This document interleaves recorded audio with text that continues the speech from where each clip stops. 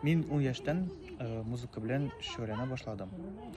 Башта Җәлил музыкаль мәктәбендә укыдым, аннары Әлмәт колледжында, хәзер Казан консерваториясендә икенче курсны бетердем.